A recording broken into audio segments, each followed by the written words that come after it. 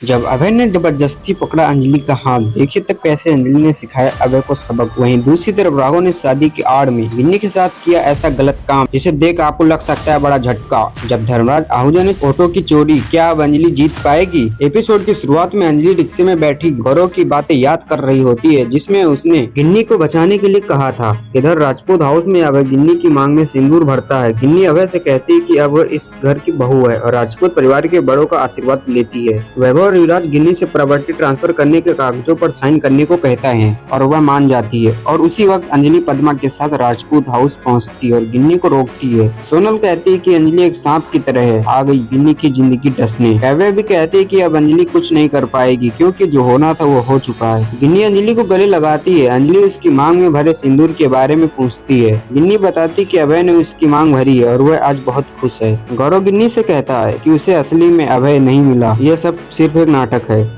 राघव और अभय अंजलि से कहते हैं कि इस मामले में दखल न दें, लेकिन अंजलि मानती नहीं है। फिर अभय अंजलि को बुरा भला कहने लगता है, जिससे अंजलि अभय को धक्का देने की कोशिश करती है, लेकिन अभय उसका हाथ पकड़ लेता है और कहता है कि वह पहले उससे प्यार करता था और चेतावनी देता है कि वह कुछ ऐसा न करे जिससे उसे उठा के ले जाना पड़े। यह सुनकर अंजलि अभय को एक बार फिर थप्पड़ मारती है। वहीं दूसरी तरफ मिनिस्टर धर्मराज और युवराज मिलकर वोट चोरी करने की प्लानिंग बना रहे होते हैं। इधर अंजलि प्रॉपर्टी के कागज देखने की कोशिश करती है, लेकिन राघव उन्हें ले लेता और कहता है कि गिन्नी पहले ही साइन कर चुकी है। राजपूत परिवार अंजलि को जाने के लिए कहता है और उसका अपमान करता है। गिन्नी भी उसे जाने के लिए कहती है। अंजलि जाने लगती है। तभी उसे गौरव की बात याद आती है कि सब कुछ एक नाटक है। अंजलि गिन्नी के सिंदूर को देखकर शक करते हुए उसकी मांग के थोड़ा सिंदूर लेते और उसे चेक करती है, तो उसे पता चलता है कि यह तो सिर्फ लाल रंग का पाउडर है। ये सुन गिन्नी हैरान रह जाती है। अब अंजलि गिन्नी से कहती है कि अभय ने उसे धोखा दिया और सिर्फ प्रॉपर्टी के लिए शादी का नाटक किया। गिन्नी अब तक की सारी बातें याद करती है। वह राघव के पैरों में गिर कहती है कि उसे